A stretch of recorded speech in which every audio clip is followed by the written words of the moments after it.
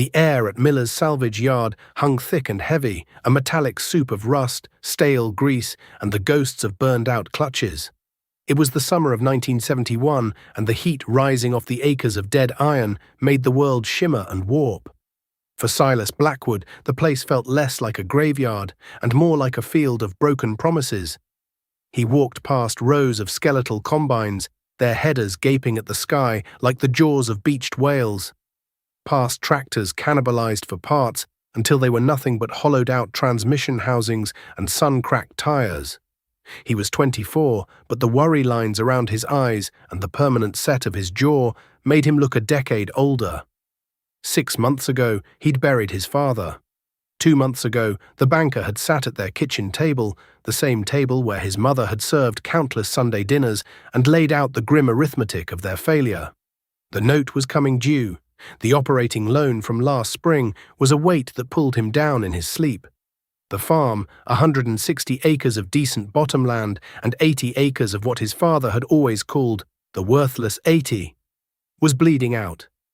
That's why he was here, not for a used alternator or a tire to fit his old Farmall M. He was here for a miracle, and it was parked in the far corner of the yard, half swallowed by a thicket of sumac and wild grapevines. It was a Caterpillar D6, a 9U series from the looks of it, a relic from the early 50s. 10 tons of faded yellow steel, its blade a brutal rust-pitted grin. The tracks were sunk a good 6 inches into the soft ground, twin chains of frozen interlocking plates. One of the big hydraulic lift cylinders wept a slow black tear of ancient fluid down its scored piston. The seat was gone, leaving only a rusty pan open to the sky, and a bird had built a nest in the hollow where the instrument panel used to be. It didn't look like a machine. It looked like a monument to decay. Silas ran a calloused hand over the cold steel of the blade. He could feel the deep pits under his palm. This was what he needed. The worthless 80 was a jungle of scrub oak, hickory, and granite fieldstone, the size of coffins. It had never been cleared, never been ploughed. It was a blank spot on the county plat map and a dead weight on his tax bill. But if he could clear it, if he could tame it, that was 80 more acres of tillable ground. 80 acres that were his, free and clear. It was the only part of the farm the bank couldn't touch, because as far as they were concerned, it wasn't worth the paper the deed was printed on. A cloud of dust billowed up the lane, followed by the throaty rumble of a big diesel engine. A brand new International Harvester 1066, gleaming red with a white cab, pulled to a stop. The door of the cab swung open, releasing a blast of cooled air that Silas could feel even 20 yards away. Frank Miller Jr. swung himself down, landing with the easy confidence of a man whose boots had never known a patch. Frank was Silas's age, but they might as well have been from different centuries. "Blackwood," Frank called out, a smirk already playing on his lips. He walked over, his new jeans and clean work shirt a stark contrast to Silas's sweat-stained denim. "Looking for a hood ornament for that museum piece you call a tractor?" Silas ignored the jab. He kept his eyes on the dozer. "Just looking, Miller." Frank followed his gaze and let out a short, barking laugh. "You're kidding me. You're looking at that pile of scrap?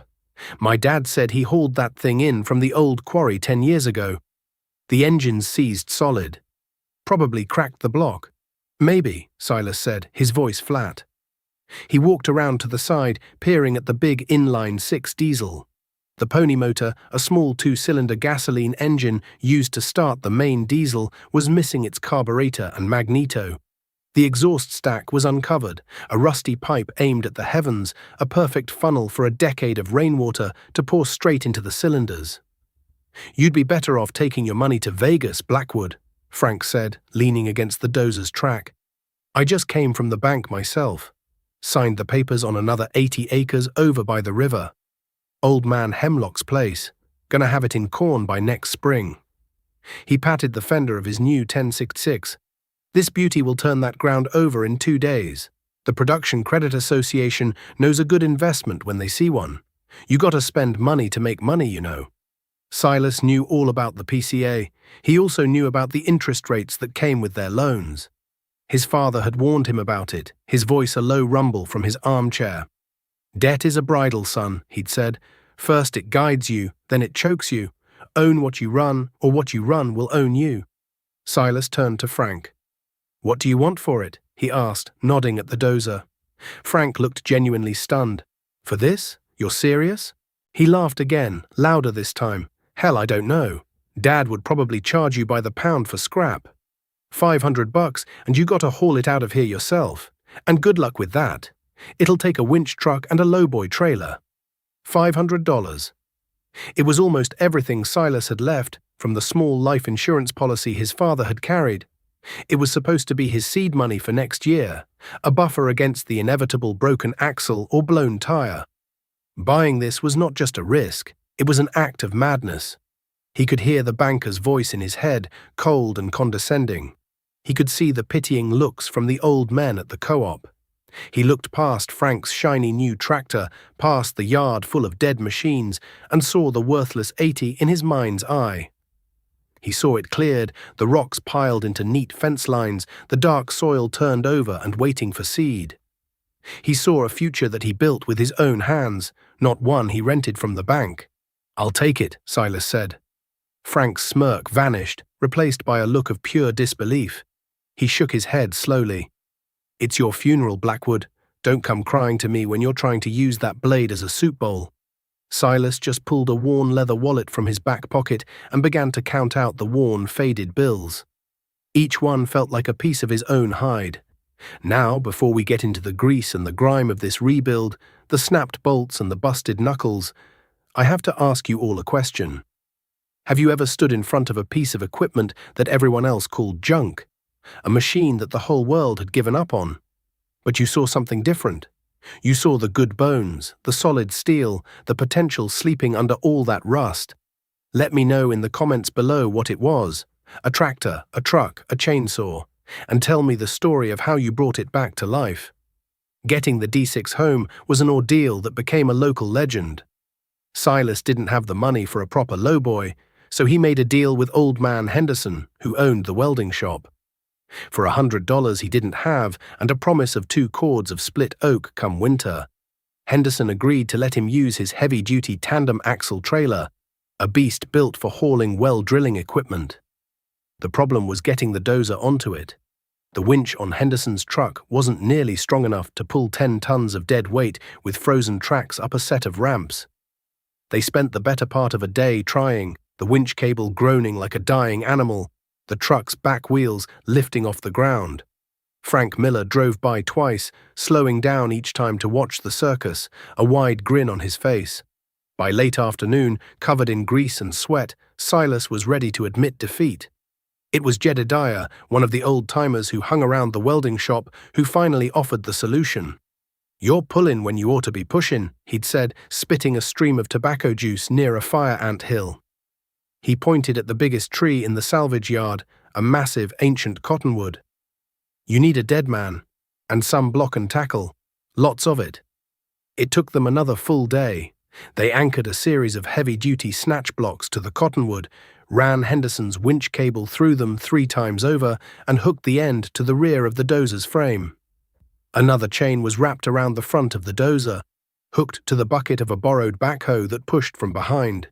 It was a slow, violent process. The steel of the tracks screamed in protest as they were forced to turn for the first time in a decade, shedding flakes of rust the size of silver dollars.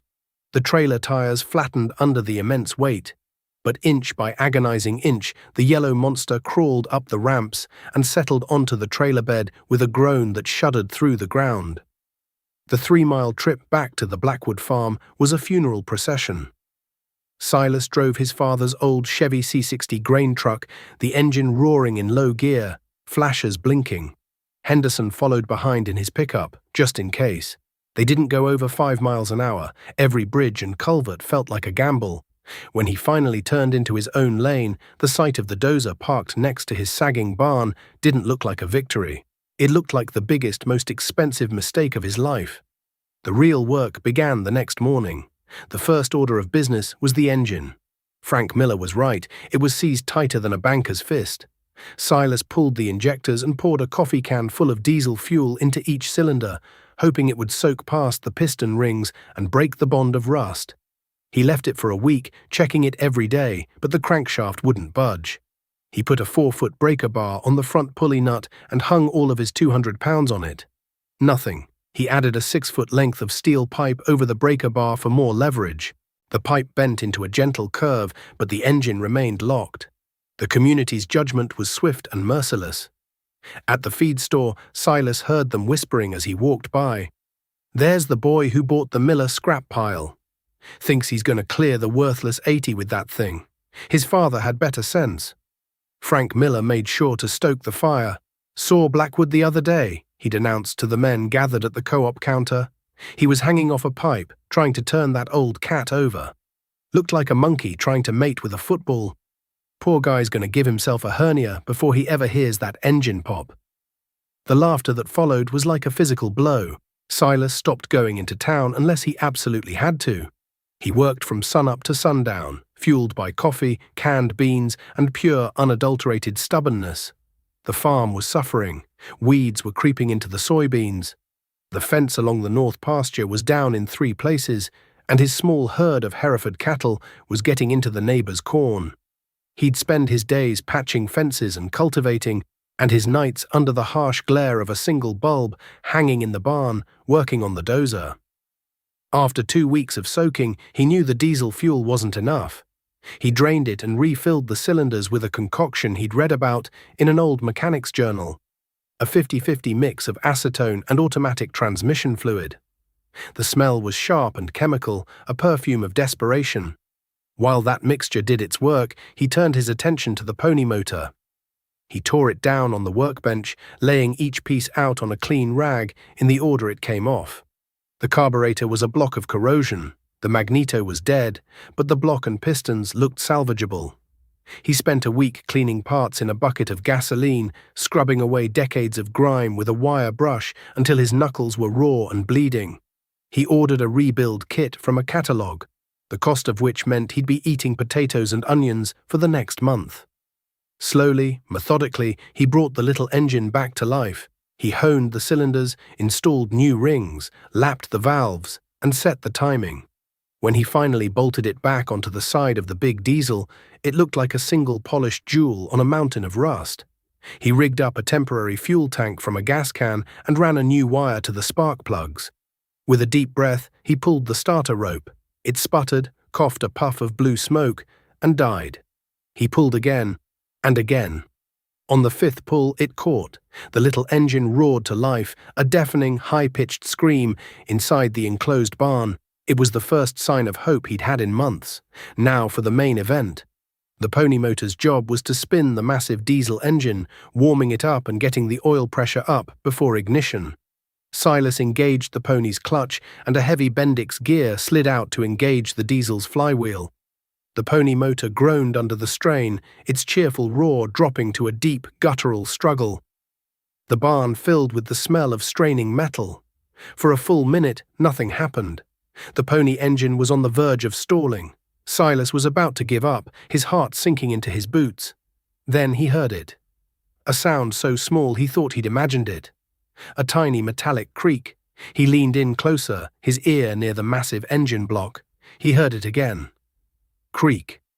The flywheel had moved, maybe a 1/16 of an inch. It was enough. For the next hour, he let the pony motor fight against the seized diesel, the creaks becoming more frequent, turning into groans, until finally, with a loud crack that sounded like a rifle shot, the rust gave way. The diesel engine began to turn, slowly at first, then faster and faster, spun by its tiny companion. Silas let it turn for a good 10 minutes, circulating the oil he'd filled it with. He opened the throttle on the diesel, engaged the compression release, and then slammed it shut. The engine coughed. A huge cloud of black, rusty smoke billowed out of the open exhaust stack, filling the barn and making his eyes water. It coughed again, then a third time, and then, with a deep, earth-shaking roar, the Caterpillar D6 fired on its own for the first time in a decade. The sound was apocalyptic. It wasn't the clean, tuned rumble of Frank Miller's new IH. It was a raw, brutal, hammering explosion of power that shook the timbers of the barn and rattled the tools on the walls. Silas stood there, covered in soot, a wide grin splitting his face. He had done it. The beast was alive. The year turned, and 1972 bled into 1973. The world beyond Silas Blackwood's fence line was changing in ways the old-timers at the co-op couldn't comprehend. News came over the radio of a massive grain deal with the Soviet Union. President Nixon had opened up trade, and suddenly American corn and soybeans were worth their weight in gold. Grain prices, which had been stagnant for years, didn't just climb, they skyrocketed. An acre of corn that might have cleared $50 in profit 2 years ago was now clearing $200, then $300. A wave of unprecedented prosperity washed over the heartland, and it was called the Great Grain Robbery. For farmers who were positioned to take advantage of it, it was a golden age. Frank Miller wasn't just positioned, he was a poster child for the new boom. With the bank's money, he had bought the best land, the biggest and fastest equipment. While Silas had been wrestling with his rusty dozer, Frank had been ploughing fence row to fence row. His new International 1466 could pull a 7-bottom plough, turning over ground at a rate Silas's old Farmall M could only dream of. He bought a new Gleaner L2 combine with a 20-foot grain head that could harvest in a day what would take Silas a week with his old pull-type John Deere 40. Every trip to the grain elevator was a victory lap for Frank. He'd be there with 2 brand-new semi-trucks while other farmers waited in line with their gravity wagons. He bought the old Hemlock place, then the Peterson farm when Mrs. Peterson passed away. He was farming nearly 1,000 acres, all of it leveraged to the hilt, but the money was flowing in so fast it didn't seem to matter.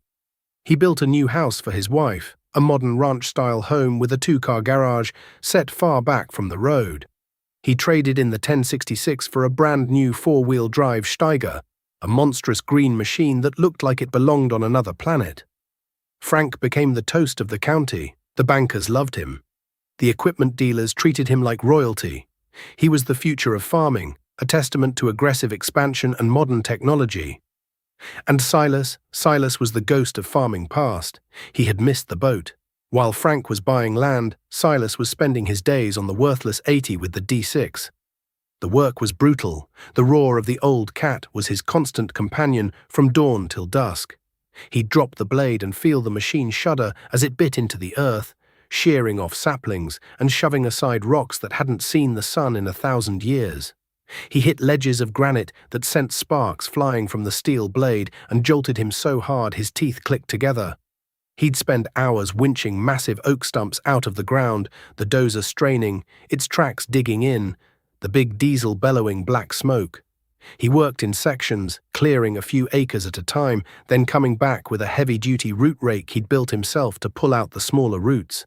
He piled the rocks into massive crooked walls that would eventually mark the boundaries of his new fields. He cut the usable timber into firewood, which he sold in town for a small but steady income. The progress was slow, measured not in quarters or sections, but in single, hard-won acres. By the end of 1974, he had cleared and broken nearly 30 acres. It was 30 acres of rich black soil that had never been farmed, but it had come at a cost. His other fields were passably maintained, but not pristine like Frank Miller's. His machinery was older than ever, kept running with baling wire and ingenuity. He was making a living, paying his bills, slowly reducing the principal on his father's old loan. He was solvent, but he wasn't getting rich. In the eyes of the community, he was a failure. A stubborn fool who had spent the biggest boom in agricultural history playing with a piece of junk in the woods while a river of gold flowed past his front door.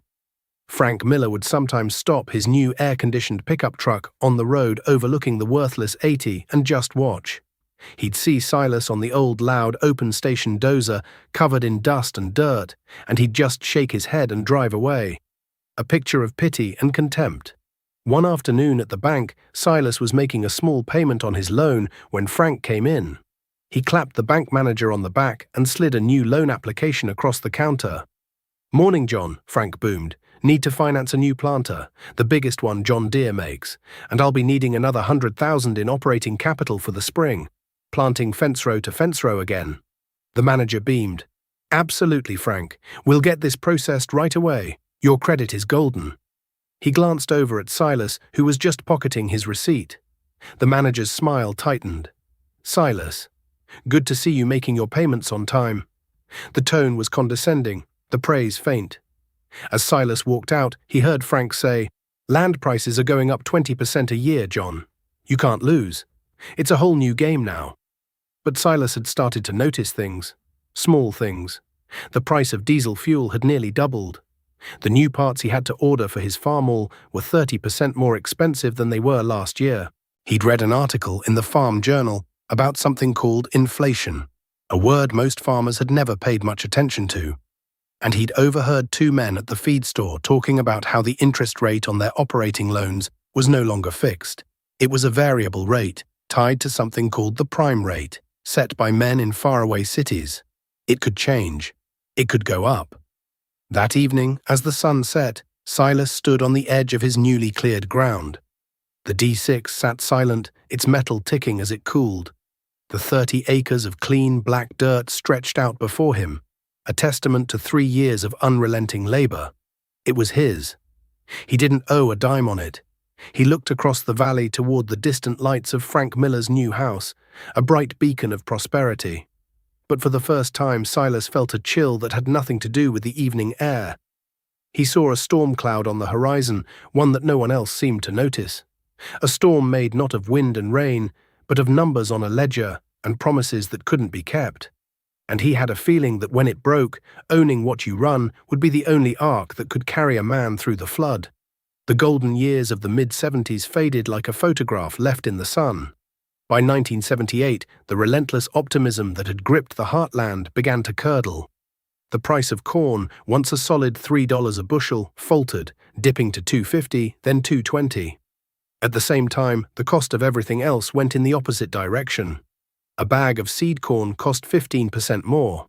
A gallon of 2,4-D herbicide that was $10 was now $14. And diesel fuel, the lifeblood of every farm, was a gusher of red ink, its price climbing relentlessly week after week. For Silas, these were lean times, but they were manageable. He had the worthless 80, now known locally as Blackwood's Folly, fully cleared and in production. 80 acres of virgin soil, paid for in sweat and diesel, that owed nothing to any bank. He farmed it, along with the original 160, with his aging but reliable equipment. His Farmall M, now 30 years old, sipped gasoline compared to the big new diesels, and when it broke, he could fix it with a wrench and a length of wire. The D6 sat parked by the barn, its blade clean, a silent yellow sentinel. He used it occasionally for custom work, clearing a wooded lot for a neighbor or digging a pond, earning a trickle of cash that helped cover his rising fuel costs. For Frank Miller, the changing numbers on the ledger were not a nuisance. They were a tightening noose. His 1,000-acre operation was a finely tuned machine, but it was a machine that required a torrent of cash to operate. His Steiger tractor burned 100 gallons of diesel in a long day's work. The payments on his land, his equipment, and his massive operating loans were calculated on $3 corn. At $2.20, the math no longer worked. The first real crack in Frank's empire appeared in the spring of '79.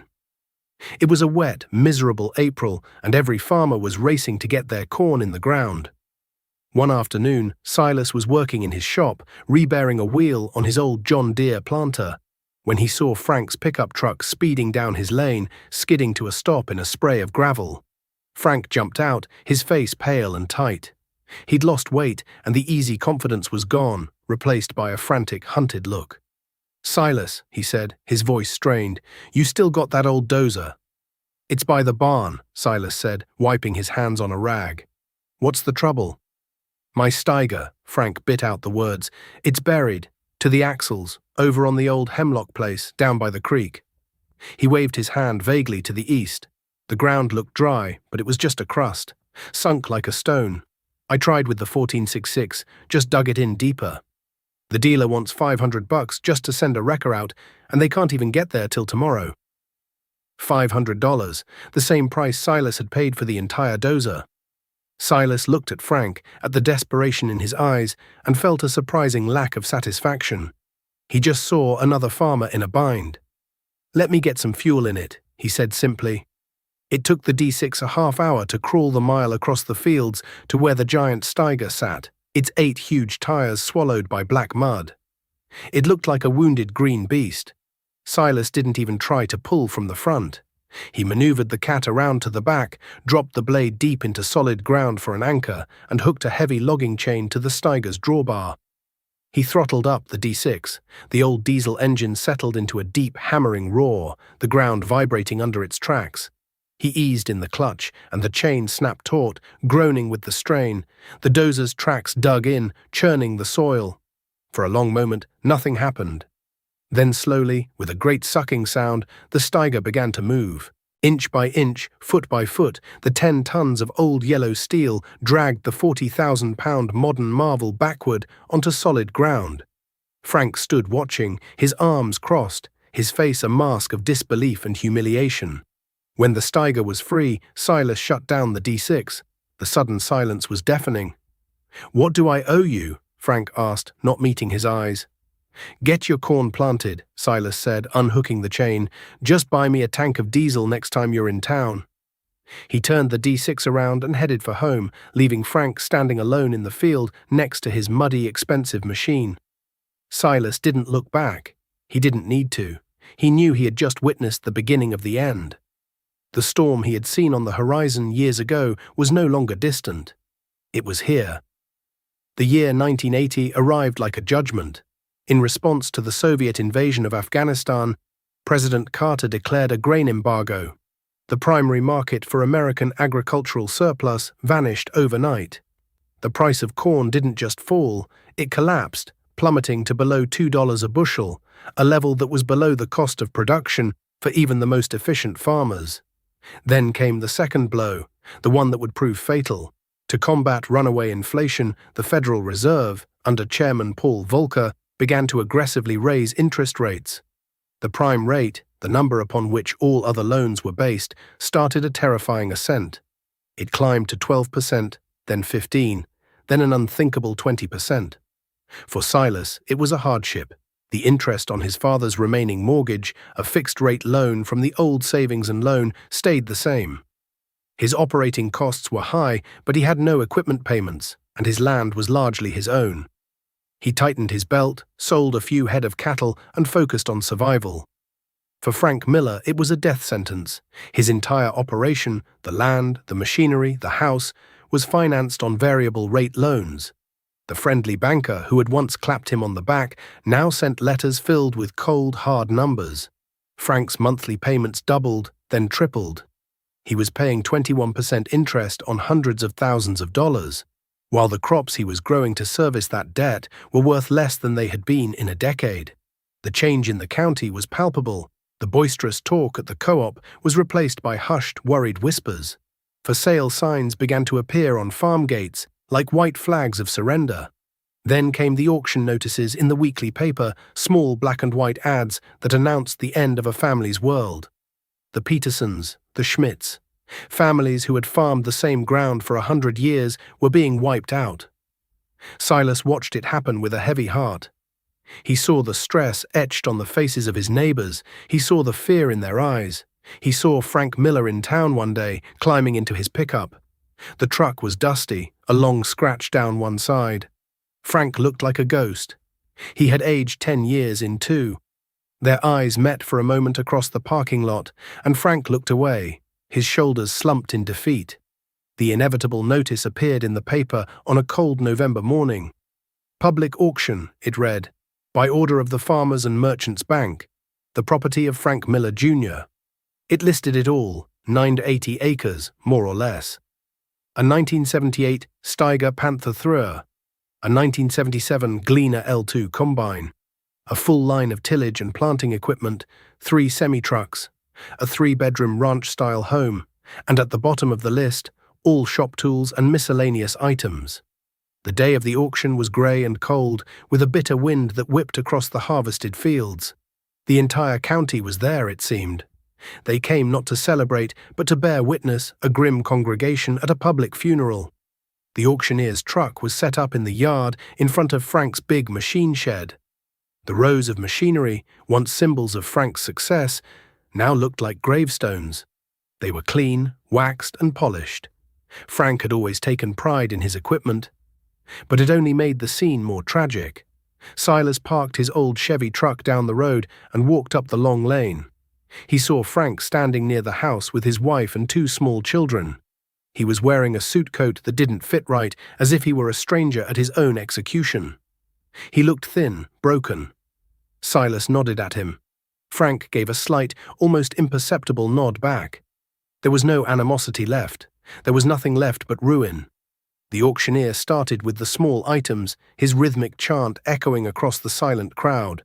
Wrenches sold for pennies on the dollar.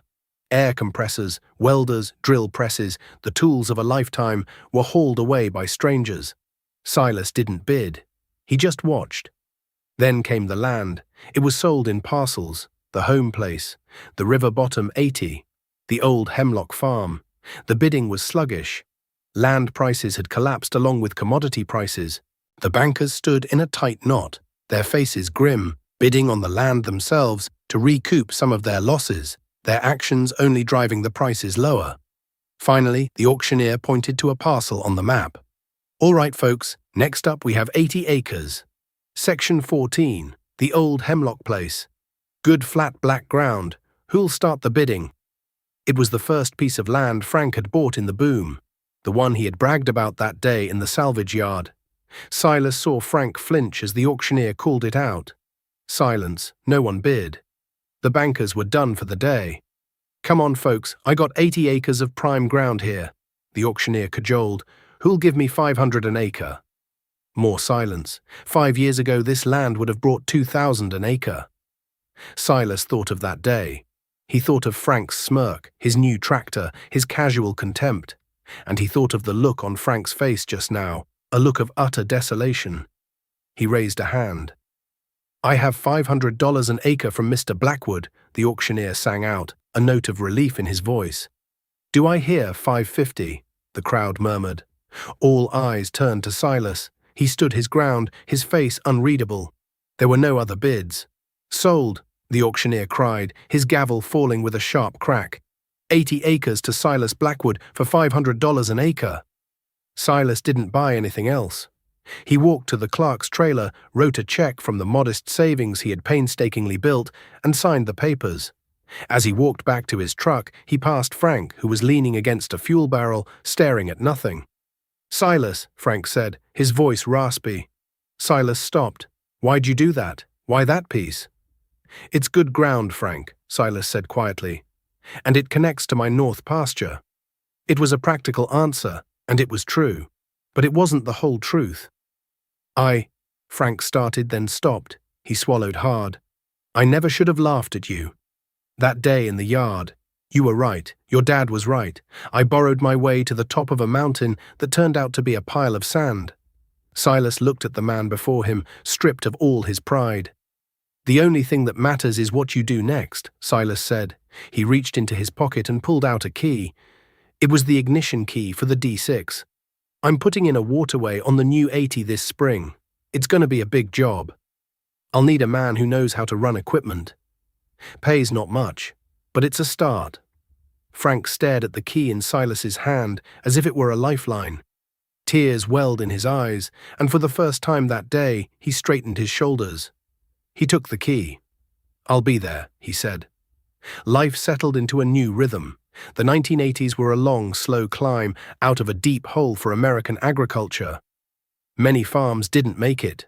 The white for sale signs dotted the landscape for years, but the Blackwood farm endured. Silas, with his low debt and 80 new acres of productive ground, was stable. He farmed his land, raised his cattle, and slowly, cautiously began to prosper. Frank Miller worked for Silas for 2 years. He showed up early, stayed late, and never complained. He ran the D6 with a skill born of long experience, carving out waterways and building terraces with a precision that amazed Silas. The two men didn't talk much about the past. They worked side by side, two farmers bound by the soil. Eventually, Frank saved enough money to get a job driving a truck for the co-op, and he moved his family into a small rental house in town. There was no grand reconciliation, just a quiet, mutual respect that had been forged in the crucible of failure and grace. The community's perception of Silas Blackwood had changed completely. He was no longer the stubborn fool who bought a pile of junk. He was the man who had seen the storm coming. The old-timers at the feed store would point him out to younger farmers. "See that fella?" they'd say. "He farms 320 acres with a 40-year-old tractor. Owns every acre, every bolt. You'd do well to listen to him." Silas never offered advice unless asked, and when he did, it was always the same. "Own what you run," he'd say, echoing his father, "or what you run will own you." Years passed. The 1980s gave way to the 90s. Silas married a schoolteacher from town, and they had a son, a boy with his father's quiet eyes and steady hands. The farm thrived. Silas eventually bought a newer tractor, a John Deere 4440 with a sound guard cab, but he paid cash for it. He kept the old Farmall M for lighter work, and it still ran as well as ever. The worthless 80, Blackwood's Folly, became the most productive land on his farm. Its rich soil protected by the terraces and waterways Frank Miller had helped him build. The massive, crooked walls of fieldstone he had piled along its edges were now covered in moss and lichen, permanent monuments to the labor that had brought the fields to life. One warm summer evening, when his son David was about 12, Silas found him in the barn, standing in front of the D6. The old dozer hadn't run in years, but Silas kept it clean, a coat of grease on the blade to keep the rust at bay. It sat in the corner of the barn, a retired king in his court. "Big old thing, isn't it?" Silas said, coming to stand beside his son. "Yeah," David said, running a hand over the cold steel of a track link. "Grandpa told me the story about it, about how you pulled it out of Miller's junkyard." "He did he?" Silas smiled. "He said everyone laughed at you," David continued, looking up at his father. "He said you were broke, and that buying this was the craziest thing anyone had ever seen." Silas looked at the machine. He could still feel the bone-jarring shock of hitting a hidden rock, still smell the sharp scent of the acetone and transmission fluid he'd used to break the engine free. He could hear the apocalyptic roar of its first ignition, a sound of resurrection that had shaken the very foundations of the old barn. "It looked like a mistake to everyone else," Silas said, his voice soft. "Sometimes the best decisions you'll ever make are the ones that look like mistakes to the rest of the world. This machine didn't just clear that land, son. It taught me a lesson." "What lesson?" David asked. Silas put a hand on his son's shoulder, the same way his own father had done with him so many years ago. "It taught me that you don't build a life on what's easy or new. You build it on what's solid, on what lasts. You build it with your own two hands, on ground that you own, free and clear. Debt is a bridle, son. First it guides you, then it chokes you." He looked out the open barn door, across the fields bathed in the golden light of the setting sun. He saw the 80 acres that had saved them, the rock walls standing proud against the horizon. He could almost hear it, a ghost on the evening breeze, the deep, hammering rhythm of the old Cat diesel, a sound not of an engine, but of a heartbeat. A steady, powerful, and relentless beat that had reshaped the land, and in doing so, had saved a farm, a family, and a future.